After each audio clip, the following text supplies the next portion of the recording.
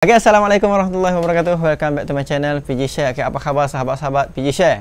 Saya berharap semuanya dalam keadaan sihat walafiat bersama keluarga yang tercinta. Okay, baik. Untuk perkongsian kali ini saya nak kongsikan tentang bagaimana cara kita nak menanam pokok keladi. Sebenarnya kita nak menanam pokok ni, okey, kepada sahabat-sahabat, sebenarnya saya kongsikan ini khas kepada sahabat-sahabat pokok idaman. Jadi, bagaimana cara kita nak menanam pokok keladi? Sebenarnya setiap pokok yang kita nak tanam dia ada media ataupun kaedah yang sepatutnya untuk pokok itu, special untuk pokok itu. Contohnya kalau kita nak tanam pokok keladi sendiri, dalam keladi itu sendiri itu pun kita kena tahu dia dalam family Caladium ataupun Alocasia, Colocasia, daripada Anthurium. Makna semua tu memerlukan media yang berbeza.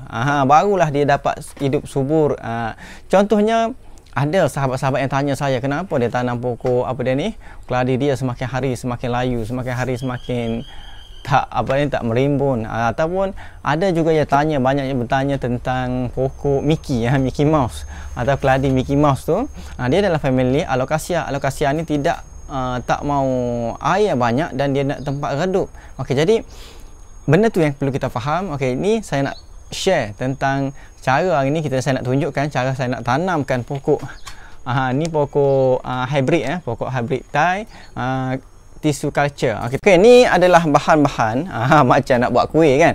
Okey, antara bahan-bahan yang kita nak ni ada yang kita nak pula dah. Antara bahan-bahan yang perlu kita ada adalah ni adalah kokopit. Okey, kokopit ni pun dia ada dua jenis dua spesies pula, satu saja. Sama semuanya dari sabut, tapi yang ni dia dari Thai punya, dia hancur.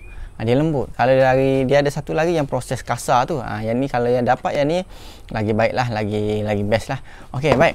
Kemudian saya sediakan juga ni kita panggil skam. Ni skam bakar. Kita guna skam mentah juga baik, sebenarnya lagi baik. Ni yang dah dibakar.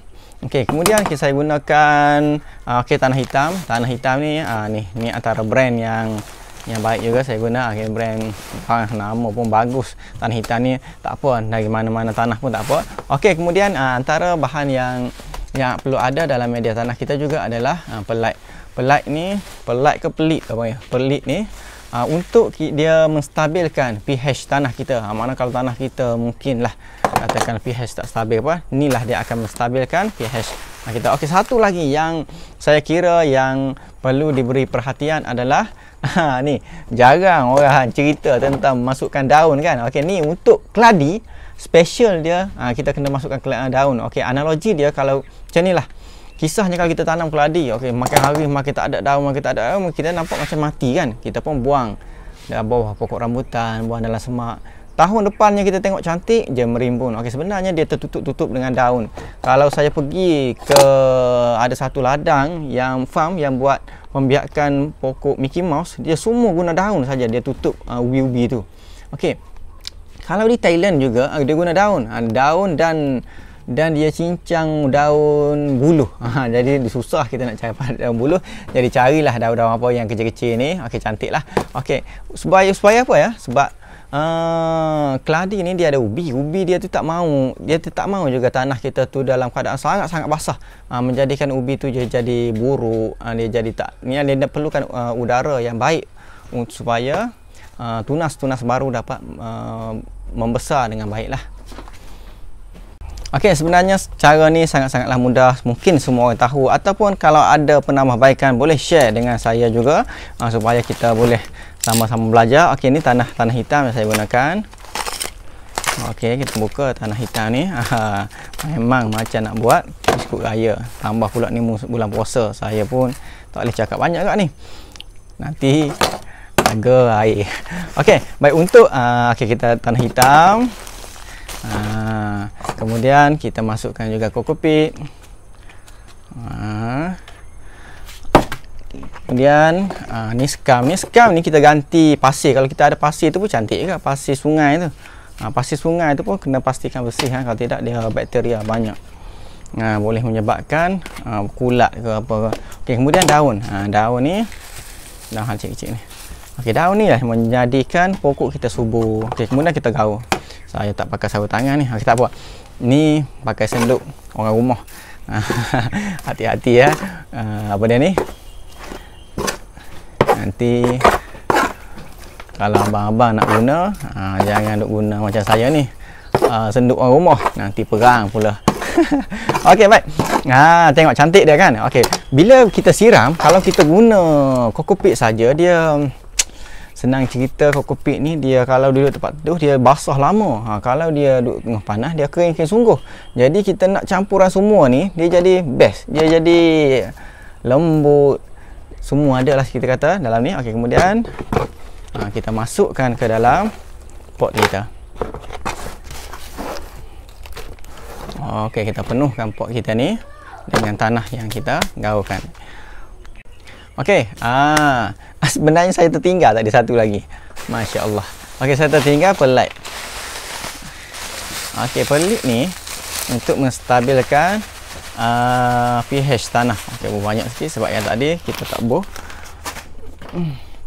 Okey, kokopit, kemudian daun, kemudian sekam. Sekam bakar, sekam mentah, mana-mana pun boleh lah. Okay, kita gaulkan. Nampak pun sedap kan. Kita campur dengan yang tadi. Yang tadi tak ada pelat. Okey. Tujuan kita nak ruang udara ni adalah supaya mengelakkan daripada tanah kita tu masam. Kalau masam memang pokok kita akan meragam lah. Okey, kemudian ni pokok kita ni cantik. Okey, kalau cuba kita tengok. Ni adalah pokok daripada tissue culture. Okey, mampu juga membiak. Sama juga kalau dengan kita tanam ubi. Okey, contohnya lah kalau katakanlah pokok ni susah nak keluar kan. Tempat itu tak keluar. Jadi kita picik-picikkan apa dia ni? Pot kita ni. Okey. Okey, cantik. Kemudian kita tambahkan tanah lagi.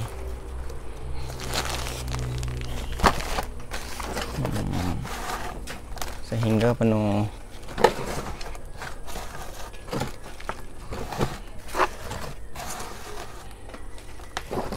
Okey. Nampaknya pokok kita telah pun siap kita tanam. Dah cantik begini.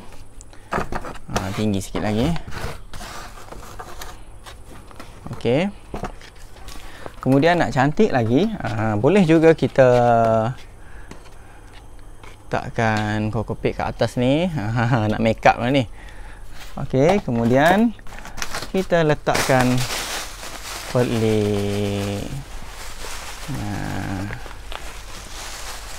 Wah, nampak cantik. Okey, ni yang saya rekod sendiri ya.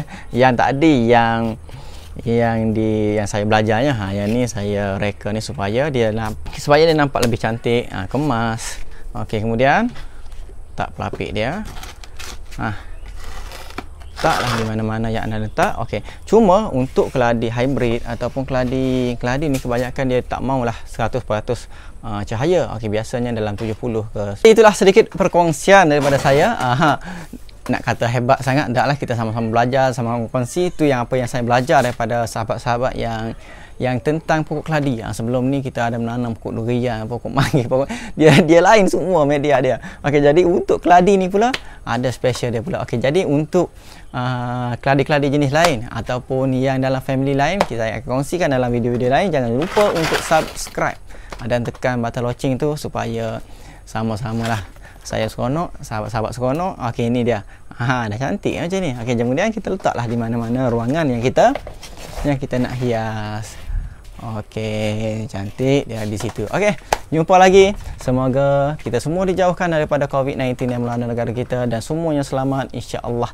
Okey, semoga kita semua dimurahkan rezeki, dipermudahkan segala urusan. Selamat berpuasa dan selamat hari raya. Jumpa lagi. Assalamualaikum.